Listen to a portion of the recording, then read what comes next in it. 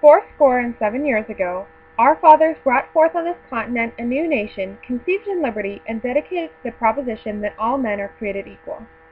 Now we are engaged in a great civil war, testing whether that nation, or any nation so conceived and so dedicated, can long endure. We are met on a great battlefield of the war.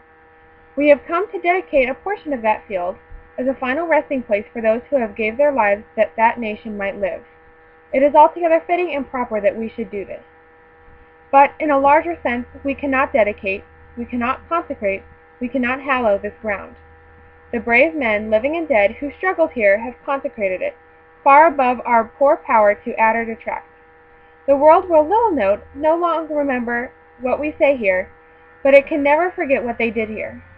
It is for us, the living, rather, to be dedicated here to the unfinished work which they who fought here have thus so far so nobly advanced.